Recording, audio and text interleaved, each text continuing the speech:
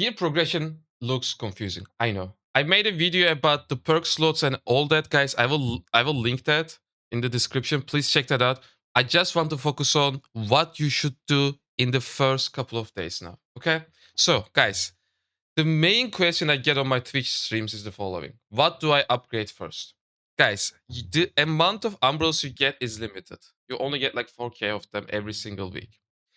The safest bet is to upgrade your artifacts. All of them. All of them that you would normally use in your PvE activities. For example, I went with Attuner Pens. I upgrade my Blood Drinker because I'm using Blood Drinker for catacombs. I'll get there in a second in detail. I upgraded my Inferno. I also upgraded my Nimble Code. Nimble Code is very important. I also upgrade my Power Stone because these are the artifacts that I use in my own builds. Depending on what build you use, you should also upgrade the artifacts for those builds. Well, now you can just refer to the website, neverbuilds.com. What I can tell you is that most of the builds on the website is gonna stay the same in the sense that the weapon combinations are gonna be the same.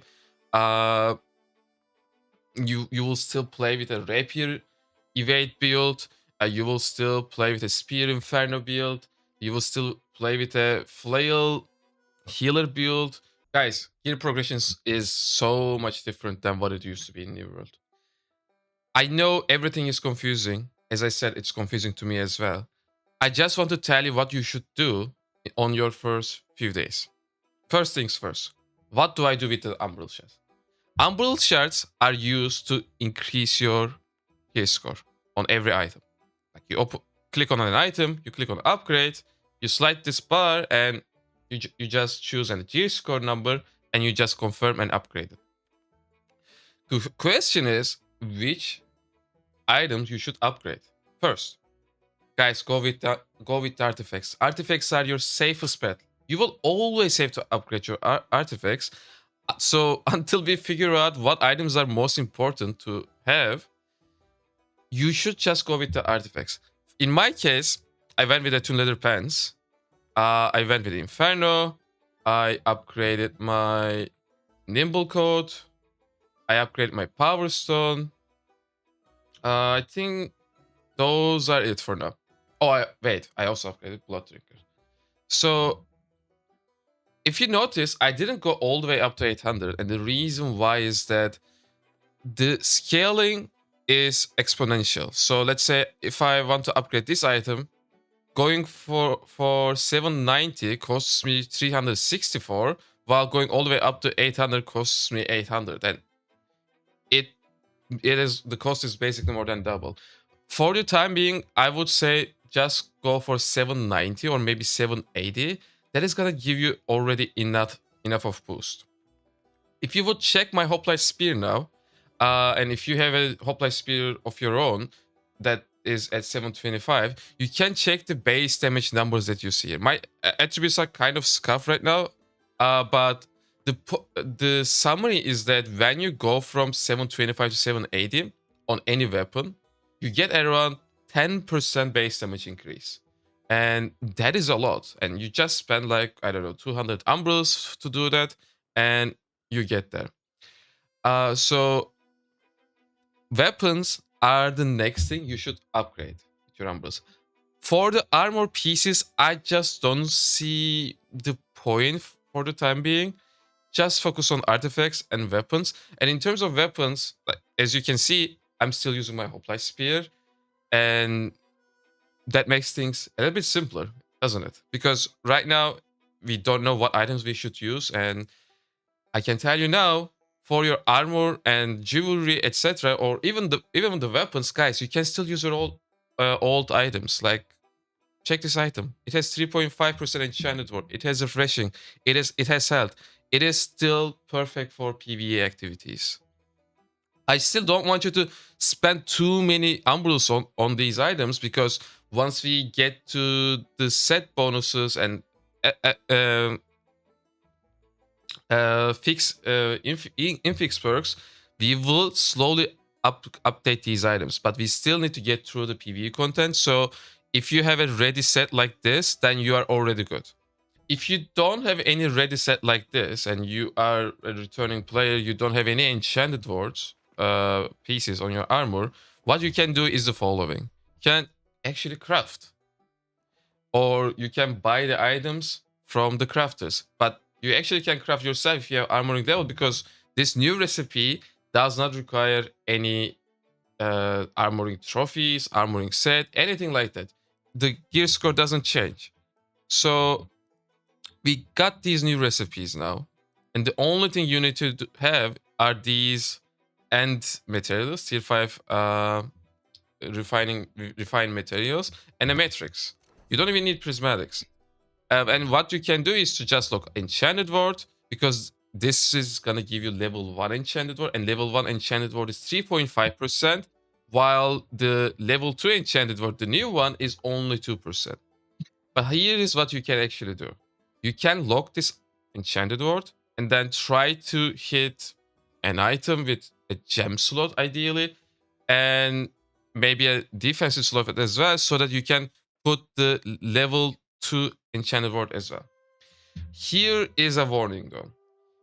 This might get changed. Some people are complaining that this is too OP, being able to stack 2 tiers of the same perk, and I agree with them. I think that is very OP, and AGS might change it. What I don't agree with is that they shouldn't do changes like that when we are trying to figure out what we should do.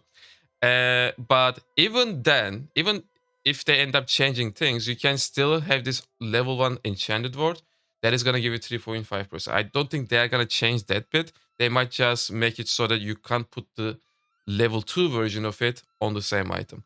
So I don't want to confuse you any more. What I can tell you is that you can craft items like this. It costs 1 armor matrix and these low amount of mats. And then you can just slot the skills that you want to slot in there. How do we make charms? Let's talk about charms. So let's say I want to make a charm called Vicious. Okay? These are the requirements. And I know there are 2 recipes, and many people are confused about which recipe they should go with. It doesn't matter. If you have the highest tier of Arcana profession, just go with this one. This one costs low materials, and this one is for people who have enough materials. Sorry, who have leveled up their Arcana in the past. You can go with this option if you have never leveled up your Arcana and you want to make charms, okay? That's it. This one also gives you a 10% chance to get extra, so in that sense, it's also good. But other than that, there is no difference between these 2 in terms of how strong these charms are, okay? It's just about the cost of crafting them. That's it. How do you put a charm? Let me show you how to put a charm. So you click on an item, you click on attach charms, and then you get these slots open.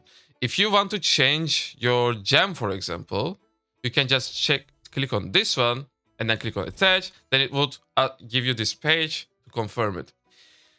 Attaching a new charm, unfortunately, is gonna delete the existing charm on that item, and it's not gonna give it back to you. It's gone. It's what it is. Same goes for these slots. It's a defense slot.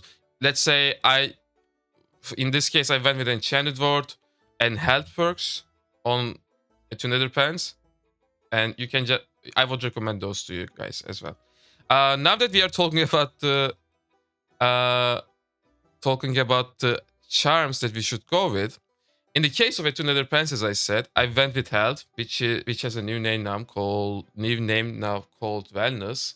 I also went with Enchanted Ward. If you look at your own Nether Pants, you are gonna see that it has Elemental Aversion in there already, and it has a defense slot that is empty.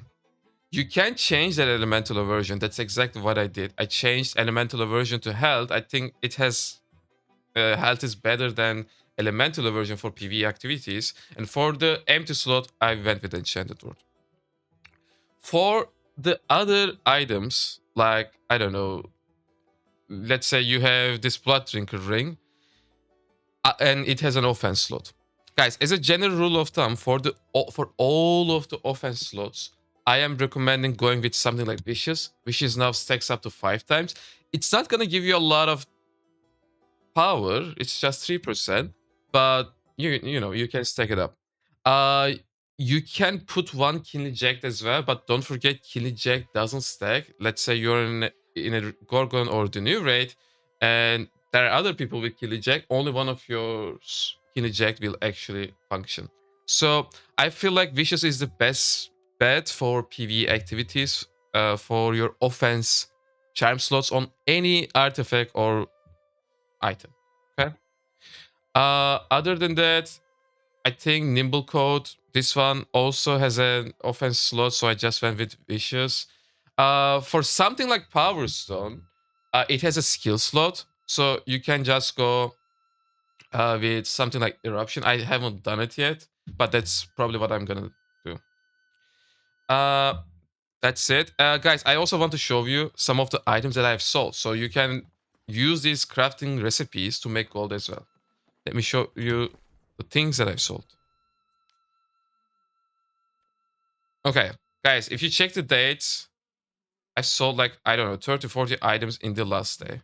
People are buying items, and there are items that sold for high amounts as well. And let me show you which items that those are. This one, I logged Enchanted Ward. I was lucky enough to get Flame Conditioning as a fixed perk, which is not the best one to get. I'll get to the best one in a bit, but it's a decent roll. It has a gem slot. Gem slots are important to have, but I would say that they're not must-have anymore. I'll get to that in a bit as well.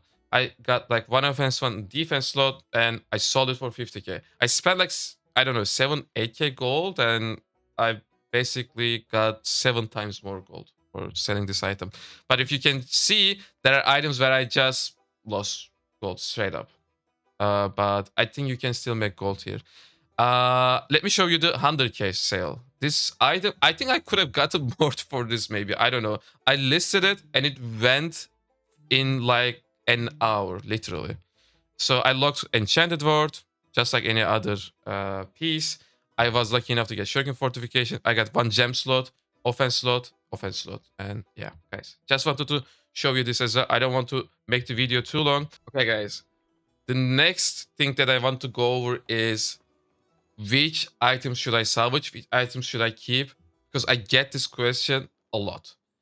So the first thing people are asking about is like, hey, this item doesn't have a gem slot. Should I just salvage it automatically?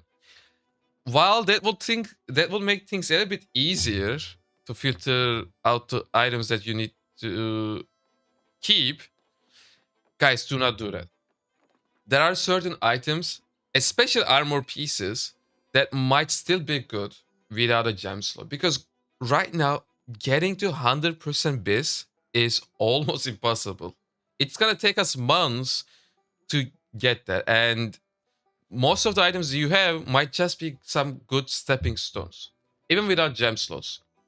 For weapons, I would say yes, because not having a gem on a weapon is a lot of damage loss. But for armor pieces, especially, it's okay if it doesn't have a gem slot, as long as the other perks that you have in there are actually good, right? Like, let's say you crafted an item or you dropped an item with like 2 or 3 fixed perks that are really good, like Enchanted Ward, Shuriken Fortification, and then you have the slots that are like defense, and skill slot. This is still an okay item to keep. There are drops that are dropping with like 3 or 4 fixed perks. Like, let's say you dropped an item with Shuriken Fortification. It has like 2 or 3 conditionings that are really good, because conditionings are stacking up now. Let's say you have Shuriken Fort, Flame Conditioning, Trust Conditioning, and Slash Conditioning. And then you have 1 skill slot. Should you salvage this item? No, I think this item is still good, especially for PvP. So again, unfortunately, there is no easy way out and just to salvage items that do not have gem slots. Other than that, again, you should just look at the perks. As a general rule of thumb, fixed perks are more important than customizable charm slots, because most of the fixed perks have a stronger value compared to the normal charm perks. So I would honestly look for items that have more fixed perks, and those fixed perks should be the good ones, like the one that I just described, shirking fort, many conditioning, but the good conditions. Like you don't want frozen conditioning, obviously. So what about the artifacts again? I want to go back to artifacts because some artifacts are kind of falling off. The famous one is finisher, and most people are asking me questions about which artifacts they should actually go for. Guys, unfortunately, finisher is lost. Finisher is no more in a raid setup where you have multiple people like evade and bleed rapiers. And the reason why is the following: this 15% that you see here is only gonna apply if it's your own bleed. Here is a problem though. Like every single person in the raid is gonna apply bleed because you have flurry, and flurry is applying the bleed, but the bleed rapier next to you is just gonna use that bleed, and you will lose it as soon as that happens. And until you reapply it, you will not have this extra 15% damage anymore. And that might take too long, right? Like you use your flurry, the last hit of flurry applies the bleed, and then you continue with your evade and light attacks at the same time. And if the other bleed rapier already uses those bleed stacks, you will not have any bleed from yourself on the target until you do the last hit of flurry. So entire flurry animation, you will not have the 15%. Some portion of the evade attacks, you will not have the 15%. So finisher is dead. Okay, unfortunately. You can still use it in an M3 setup, I don't know, or M2 setup, where you are the only rapier, in which case you would just play as a bleed rapier with with Tondo skill. In that in that particular niche case, yes, you can still play with finisher, but for the race where you have like 3 or 4 rapier players, then you can't. Rapier itself is still viable. Rapier is still staying in the game. You just need to play with a crafted rapier. You need to play with either Econite or Inferno as your offense. And this Econite slash Inferno suggestion goes for every single melee build, melee weapon. You need to have one melee weapon that is considerably a good weapon, like spear, greatsword, maybe hatchet, and a rapier, or a blunderbuss. Blunderbuss is very good too. And your offense has to be either Econite or Inferno, because these artifacts are increasing your damage by 15%, and the conditions are actually easy to meet.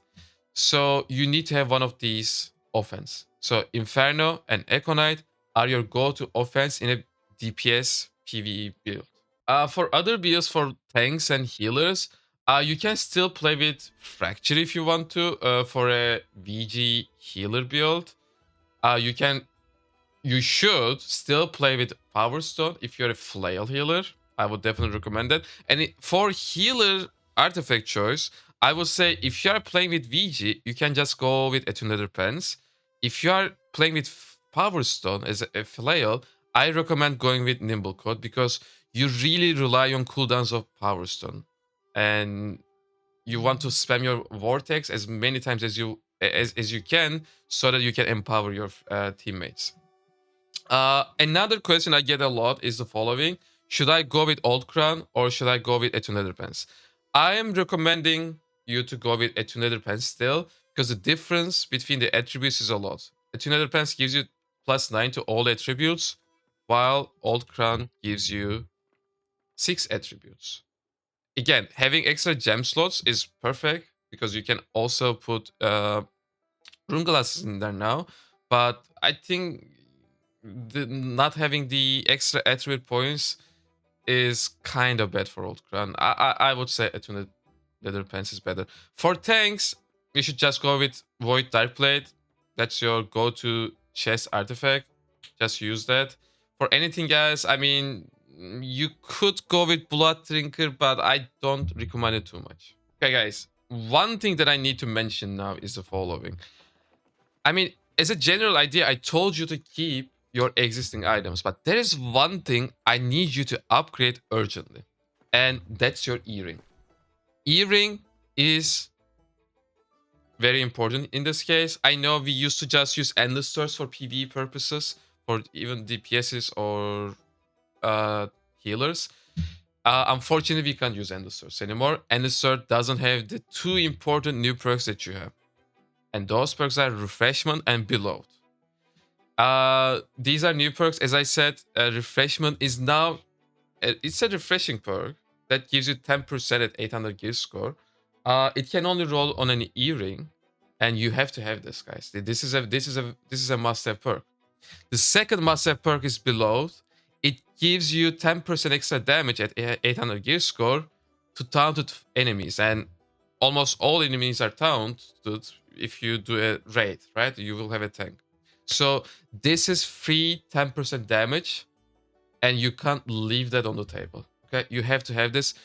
Like for any other item, as I told you, you can just keep your existing hoplite gear if need be, but you have to change your earring and get refreshment and below perks. Okay, I got this particular drop from Gorgon, by the way. Gorgon is still dropping some nice gear. We did like 3 Gorgons, I think. It's more difficult. It's a lot more difficult. But uh, it is giving you better gear now. It's not only hoplite and trash Gorgon gear. It still drops those old items, but it also drops items like this, and you can get them from any boss. Any boss, you usually get around like 2 drops, and I was lucky enough to get this piece.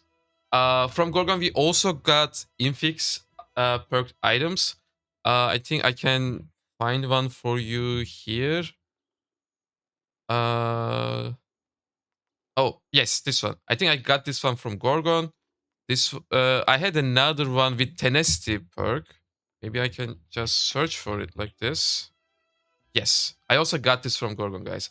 It's not part of the set bonus. It just has the perk of the tenacity set bonus set. Okay, I got this one. Again, this was from Gorgon.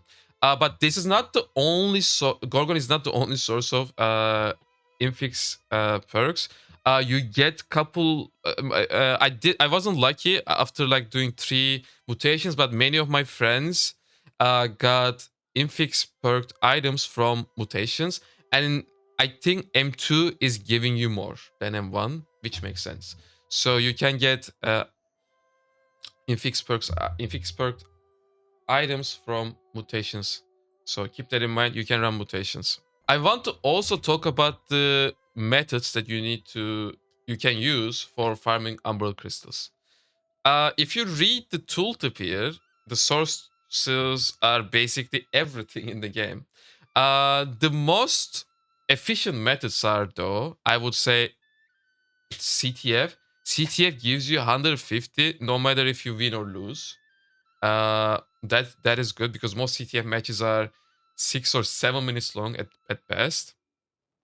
You can do chest runs. Like if you do one whole chest run, that took like 2 to 3 hours a day. You are gonna get like 2k umbral shards because one elite chest is giving you 15 umbrals, which is a lot. So you could do that. We farmed a lot of umbrals when we did those 3 gorgons because completing the gorgon raid is giving you 750 umbral shards in one go. So that's also important. Catacombs, you don't get too much. I'm gonna be honest. I wouldn't say catacombs are important for umbral shard farming. I would say maybe you could consider staying away from catacombs because there are many bugs now. Like half of the catacombs that we opened, we had to leave because we couldn't progress due to a blocked gate that was just never gonna open. I'm kind of staying away from catacombs now after trying it out. But if they fix those issues, the setup that I'm using for catacombs is this. It's just a medium set. I don't have anything fancy, just hoplite and some worm items. I'm using Nimble Code as my medium artifact. It gives me this Lifesteal's Drought perk, which is very important for self-sustain. Because what we want to do in Catacombs, or the group composition that we are running in Catacombs, is to uh, have 3 medium DPSs with this Life Stealer's Drought perk as well as Blood Drinker. Blood Drinker got buffed. It's now only minus 20% base damage instead of 15. Sorry, instead of 25. So it gives you a nice self-sustain. So if you want to do catacombs after they fix those issues, you can go with a setup like this, 3 medium DPSs that can self-sustain. And the strategy that you need to follow in catacombs is the following. You have 3 medium DPSs. Ideally, you should all split. You should all clear different sections of the map, just the mobs. Do not do bosses, guys. The bosses in catacombs, you should do them at the end. And the reason why is that if you do the first boss first and then try to progress killing those mobs, etc., it doesn't make sense because every time you kill a big boss, everything else in the catacombs instance is gonna get buffed up. So if you kill the boss first, all the mobs that you need to clear afterwards are gonna have higher HP amount. So the way to go on about this, as I said, is to just kill as many trash mobs as you can, get your power-ups, and then at the end, let's say you have like 12 minutes left, 15 minutes left, then start clearing all the bosses very quickly. You will be able to do 3 or 4 bosses if you do it like this. Another thing I wanted to talk about is the faction gear. Guys, faction gear is so OP. Unfortunately, this part is mainly for PvP. We always had faction items that would come with health and chance for refreshing, and these would be perfect for PvE activities. It seems like AGS moved away from that now, and the faction gear seems to be strictly for PvP now. And like, look at these items. Like, Shogun Fortification is very good. Vital Synergy is good. Sacrifice of Empowerment, maybe it's good. This one is actually a PvE perk, I would say. But guys, here is the most important part. Look at this. This is a great sword, right? You get Alacritus Punishment, and I know Alacritus Punishment normally would only roll on magical weapons like fire stuff, etc. But for some reason, this faction store greatsword has Alacritus Punishment on it. It has Penetrating the Empowered, which is also a decent perk. You got Sundering Stacks, which is also a decent perk. If you would check all of the weapons, I would say that some of them are like really great for PvP, and I can imagine many people just playing with these faction weapons until they're lucky enough to get a 100% bis item. But these are like close to, I don't know, like 80-90% bis only for certain ones though. Fire stuff is one of them. Penetrating, Empower, Alacritus, Spanish, Sundering Stacks. Guys, this is just a perfect fire stuff. This is a fire stuff I inducted in the previous season. I have the 725 version of this. I probably spent like 200 or 300k at the time when Sundering Stacks was like 100k. I inducted this fire stuff, and now the game is giving that fire stuff to me for 3k gold. It's crazy. Again, it's for me. It's mainly for PvP. I can tell you that. Let's check a couple more. Void Gauntlet is very good. I remember Void Gauntlet. But there are ones that are not that good either. Like Blunderbuss has Mortal Aggression perk instead of the Alacritus Punishment. Other weapons were lucky enough to get. Blunderbuss is not best. It's still a good stepping stone though. Same goes for Spear. Trenches Strikes isn't that good for a Spear, unfortunately. Now some people are using heavy attacks for Spear to track better, but even then I wouldn't recommend it. I think Warhammer is very decent, guys. You could technically play with this Warhammer as a bruiser. Like Trenches Strikes is good, Penetrating is good, Sundering Stacks is not so bad. Again, a bruiser could just play with this Warhammer now. For other ones, like we got this Great Axe. Great Axe has the same perks as the Warhammer. The only catch here is that you don't do too many heavy attacks as a bruiser using Great Axe. Musket, unfortunately, wasn't one of the lucky ones. Musket had a Mortal Aggression perk here. Okay, guys, as I said, the takeaway is that you can use this faction gear They are very cheap and they are very good, but only some of them, and they're only good for PvP, not for PvE. These perks are all PvP perks. Okay, guys, I want to mention the website as well. As most of you know, newworldbuilds.com is my own website where I share many build guides. I also share some other stuff as well. Feel free to check them out. You can make some gold. Um, in the website, we currently have only season 9 builds, and I know like I probably got like 100 people asking me when I would update the season 10 builds. Guys, I will try to do my best to do that. There will be a season 10 build section here very soon, but it's gonna take us some time because there is so much to consume. I need to consume the information myself before I give it to you guys. I don't want you to make a wrong build or anything like that. So this is gonna take some time. Please be patient. As I said, for PvP activities, you can just use your existing gear. I mean, this video was all about that. Don't worry too much about it. Uh, the builds that you see here, the weapon combinations, these are gonna stay, guys. Like these are gonna stay. The skill trees are most likely gonna stay. So don't worry too much about it. I will get you the builds as soon as I can. Uh, but as I mentioned, that there will be slight changes. Those are stuff like not running finisher anymore, and you should run Echo Knight and Inferno instead, etc. But other than that, your existing gear is good enough to get you through the content. Alright, guys, that's it from me. If you have any questions, feel free to drop by on my Twitch chat. I mean, I stream every single day. I get a lot of questions. I am happy to answer more. And that's it, guys. I'm tired. Season 10 was very tiring. Peace out.